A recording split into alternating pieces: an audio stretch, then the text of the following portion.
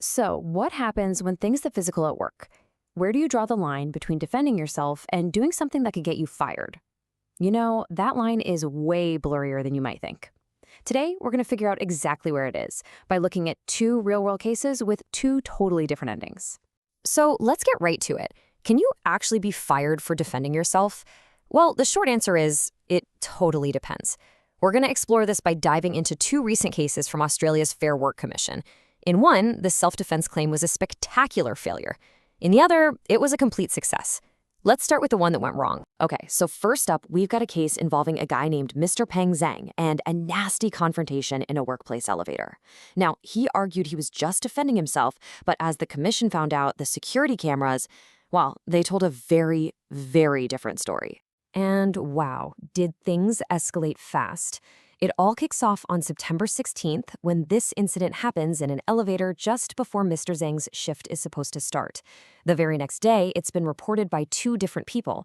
And get this, by September 24th, just 8 days later, he's out of a job. That's what led him to file that unfair dismissal claim, arguing he didn't do anything wrong. Okay, and this is where the whole thing just falls apart for him. On the one hand, you have his story. He claims he was assaulted and that he just lightly brushed the woman to defend himself. But then you look at the other side, the reality, which was backed up by a witness and CCTV footage.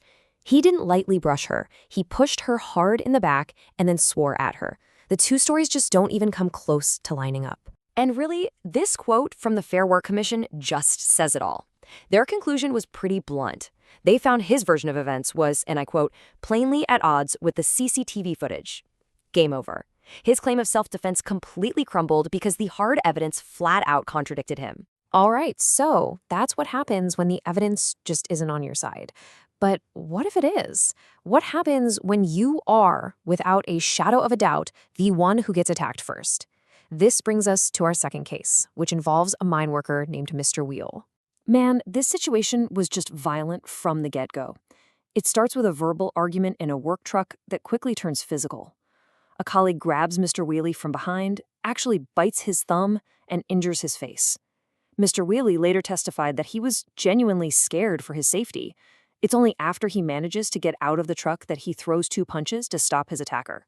But here's the crazy part. Despite being the victim, he's the one who got fired. And this is where the company's handling of the whole thing comes under serious scrutiny. The investigator's entire mindset was basically revealed in this one staggering statement. When he was talking about what a worker should do if they're being assaulted, he actually said that you might have to get punched, unfortunately. I mean, that suggests a core belief that an employee has basically zero right to physically defend themselves. So when the commission looked into it, they found the entire investigation was basically a sham. It started with the investigator's unshakable view. He had a deep-seated bias from the very beginning. This led him to immediately discount the victim's motives, just assuming he was making it all up to save his job. And that bias all came from this fundamentally flawed belief that employees have no right to self-defense. The result? A completely unfair process where the real victim was never even given a proper chance to be heard. Okay, let's pause here. We've got two fights, two people claiming self-defense, but two totally opposite results. So what gives? Let's break down exactly why these rulings were so different. When you put them side by side like this, it all becomes crystal clear. Let's go through it. First up, who was the aggressor? In the first case, all the evidence pointed to Mr. Zhang. In the second, it was clearly his colleague. Okay, what about proportionality? Was the response reasonable? A hard push just for a slight bump in an elevator? Nope, not proportionate. Two punches to stop someone from biting you? The commission said, yeah, that's justified. You can see the pattern here, right? The evidence and the fairness of the company's own investigation sealed their fates in completely opposite ways.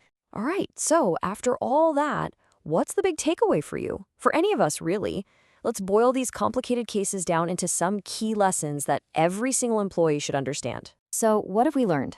Okay. Number one, and this is the big one, proportionality is critical. Your response has to match the threat.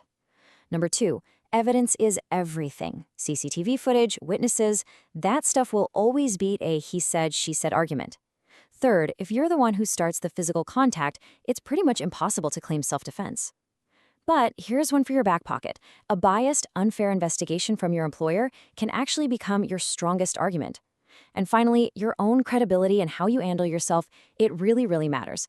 Mr. Zhang's lack of remorse did him no favors.